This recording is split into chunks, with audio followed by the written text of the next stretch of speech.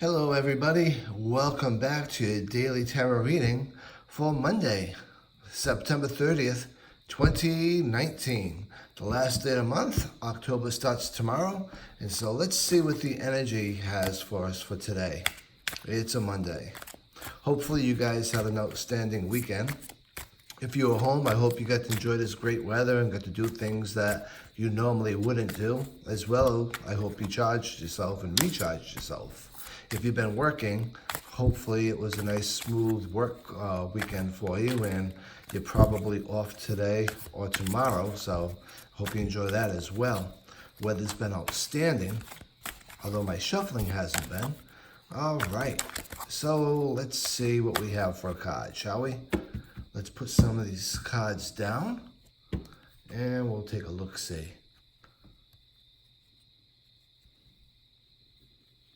And finally, right here, there we go.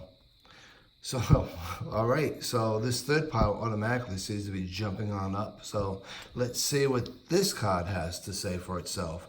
Okay, we have the Four of Pentacles. Let's take a look at the Four of Pentacles to start off with. It's all about day-to-day tasks because it is a minor arcana card. So that being said, some of the energies of the Four of Pentacles needs to be discussed.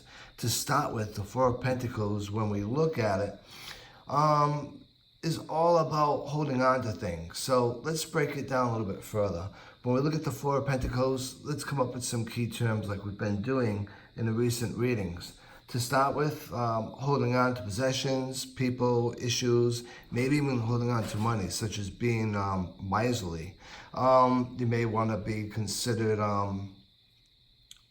your financial stability and financial security. You may not want to go out there spending a lot of money because you may want to be saving up for emergencies, for a lot of other things. But when we look at the Pentacles, we're looking at the material realm.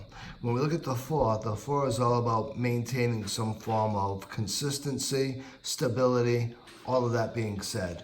So the general meaning of the card for the day, the energy of it anyway, is really you want to make sure that you're holding on to things as you should be. If you're holding on to people, you're holding on to possessions and situations, you want to be doing so in a healthy, stable manner. If you're doing it in a manner that seems to be obsessive, you may want to take a step back from that. It's okay to hold on to things that we love and to be careful of and care for things that we really worked hard for and that we love, whether it be relationships, whether it be personal possessions.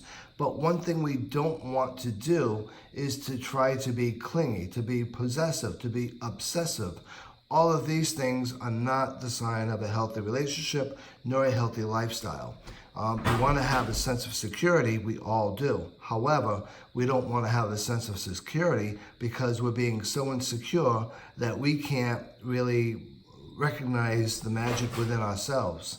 So that being said, it's one thing to hold on to things because you love them. It's another thing to hold on to things because you're being toxic. You want to be able to know the difference of that. Some of the things you want to look for is people saying, hey, you're being really obsessive lately. That's a red flag. I joke, but obviously that's something that can happen. But what you want to look for is if you're making yourself sick in worry over certain aspects, if you're really obsessing, if you're really not thinking of anything else but that, then that's a problem. An example of a healthy way is doing your own thing, your partner or in your relationship, them doing their own thing, and then you guys sharing time together. That's healthy versus they can only do things with you or you can only do things with them, that sort of thing. Same thing goes when we're talking about money. What's healthy is maintaining a lifestyle, but being able to be sure to put things in the bank and to have something for a rainy day. What would be unhealthy would be spending all our money or giving all our money away to people that we feel need our help. So I hope you get the idea of what I'm trying to get at. Along with that, some of the things you want to consider about the Four of Pentacles is maybe even a lack of openness. Maybe you're not being open and honest with others or even yourself. you could be blocking yourself or really obstructing your own progress, or someone could be doing that to you. So another way of looking at things, another perspective, so to speak. And finally, maybe you're going through a sense of isolation. Maybe it's self-imposed. If at this point in time you've been doing a lot of self-work, that would be an idea of where that comes from. However, if you're really feeling that it's unhealthy for it this time and you're no longer happy with it, this may be the time to stop moving out of that and moving towards the mainstream again. As long as you feel your self-improvement and your self-reflection are all done. So all that being said, I think this card's kind of an interesting card for a Monday. Some things you may want to consider into your workday is be reserved with your responses to people. Be reserved with how much energy you're willing to give out to people. You want to be open, but you also want to maintain a sense of security for yourself. So I think it's a good card for a Monday. It reminds us to do a few things that sometimes we don't do. We tend to rush into the work week full of stories about our weekend and full of opinions because we're refreshed and recharged. So this might be a good time to reserve your opinion, to reserve your tales of everything you did this weekend, and just, go about your business as you should. So I hope you enjoyed this reading for today. I look forward to reading you all again tomorrow. And until then, be safe, be well, and be blessed.